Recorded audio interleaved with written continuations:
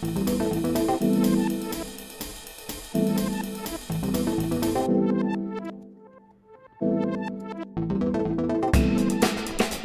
look, we've all heard this idea that the greatest trick the devil ever played is to convince you he doesn't exist.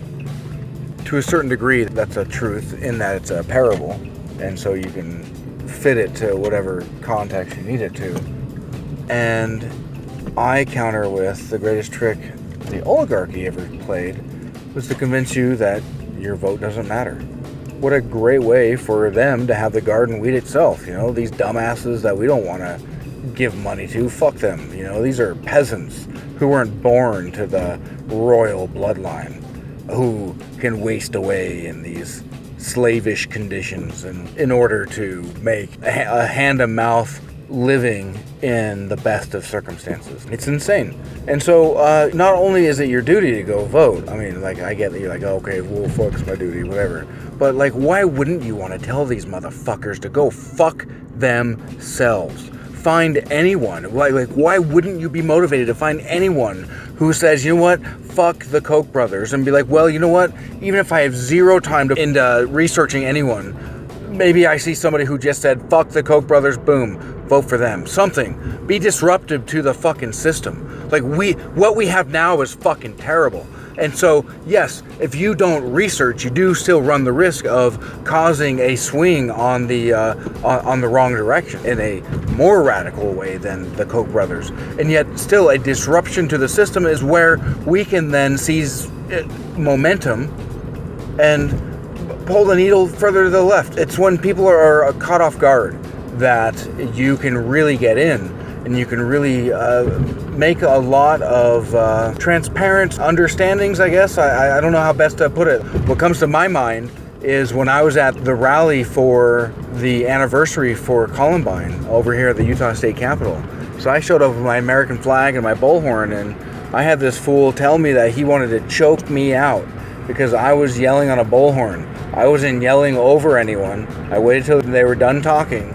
And then in between speakers, I yelled on my bullhorn. So while, yes, I'm disruptive, I'm also being respectful to some degree in that I'm waiting till they're done talking, and it's just over applauding. Anyway, and so, I tell them, you need to run for office. And these people are getting mad at me. I stood up right before they started, and they cut me off. It's pretty funny. It's like, look, did you know that wealth and income inequality is worse now between the races that since Jim Crow?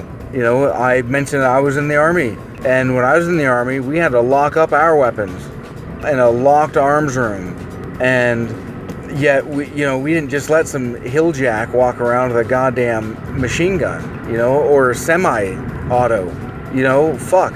Nobody walks around with an M16 or an M60. It just ain't fucking happening. But we have people here decrying, you're infringing on my rights. So you're saying that a soldier has less rights to his weapon than fucking you do? Really? Are you fucking kidding me? And why wouldn't you need a license for these things? Why wouldn't you need training classes? Why wouldn't you need the exact same training a soldier would have? So you understand the respect of a fucking weapon. I fully understand the respect of a weapon. I was also a combat medic. So I understood the respect of a weapon on both ends and the end result. And you learn that. You're forced to learn that in the military to some degree, to some approximation that will fit your current perspective and context. But this is something that we need as a people. For those who demand to carry guns, you better be fucking responsible. If it really is your right, well, it's your right also to be responsible, asshole, because your rights end where they infringe on mine, motherfucker, and that's how rights work. And you can say the exact same motherfucker to me, too, that if I start infringing on your rights, tell me to go fuck myself. And then we can have a conversation, let's stop, and okay, so these are our boundaries. And even if it does come back in a vicious bark, let's try to understand what somebody else is ultimately saying. And if you speak to economic woes, usually that's where it all stems and comes from. Why? Because they cause a lot of fear. And when there's a lot of fear fed to us by the fucking oligarchy, the exact same motherfuckers who tell us not to vote, We don't vote, and then they scapegoat the people with the least money and the least power, usually immigrants. And what's going on right now? Motherfucker Trump just called them animals. Said these immigrants are animals. Like, Mexicans are rapists, and they're sending their worst. Like, dude, they're sending their worst. Like, you are the worst in humanity. And it concerns me that some people follow this man, but it concerns me more that far more people sit back and just watch them do it. Like, what the fuck? If you're gonna see somebody who's fucking crazy and you think that this is not a good idea, go out and vote. But you know what? Going out and vote is showing up. And if you need change in the political system, you need change in your life, showing up is literally the littlest thing you can do in order to reach that demand. And so you need to do more than just show up. The civil rights movement happened, and people had these awesome marches. Then what happened? They murdered all the FBI, CIA murdered all the black civil rights leaders, and then everyone just went home. Very few people, joined the government. But unless our ideas are at the table, they're not going to be presented at the table. And unless we're there to serve them up, they're not going to be at that table. So we need to be running for office. If we can't change the rules of the game, we can change our position. And we can change our position in the sense that we can disrupt. Raise your voice. Where's your voice amongst our voice in this whole fucking bullshit game of life? I mean, we have a maniac, like a literal maniac, just a man-child, a Joffrey Baratheon as our president. A fucking Joffrey Baratheon. Like, I don't know if HBO is a self-fulfilling prophecy or how this plays out, but my God. And it's quite fascinating. I also I'm questioning whether Trump should be impeached, because he's such a sinking ship that he might be fine to become president, but now all the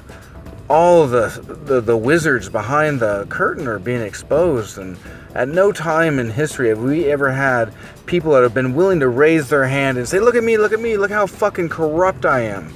Look at how fucking brazenly corrupt I am. And it's really good for us to see that.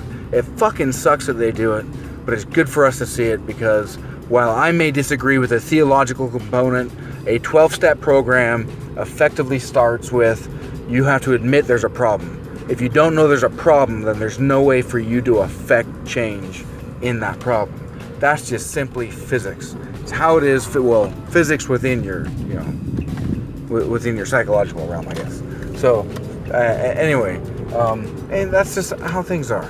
But we need to come together in a way of just enabling people to run for office. And don't be afraid to be friends with people who disagree with you. If there are those who have ugly views, try to talk to them. You don't need to like them. You don't need to really fully appreciate what they're saying, but just listen to them. And I suspect that you're going to find a little bit of humanity for you to identify with. And then from there, maybe a genuine conversation can start. That's ultimately how we get real change amongst quote-unquote Democrats and Republicans, is that you just you allow for a conversation. You'd be surprised how much just talking about economic things like daycare. We have K through 12, right? And we're potentially looking at K through 16. Why not 0 through 16? I mean, we have daycare that costs as much as college tuition now. And so there's no ability for anyone to do anything without going to massive debt. And it's stagnated wages, haven't risen since effectively 1980. Why do you think it is that our wages have stagnated since 1980 and unions have been busted and people are convinced not to vote? Again, so it's a garden weeding itself. And so we need to come together and just run, be the human voice in any election. So I showed up to my precinct, literally one of 2 people in a precinct that can have 2 delegates. One of 2. So me and some other dude showed up. So it was pretty rad. I liked it. Pretty rad that somebody else showed up, I guess. And pretty rad that I was able to become my delegate. But 2 people? Really? That's sad. That's real sad. What the fuck? Anyway, Sheldon Kirkham was within my precinct. He ran for Mia Love's seat.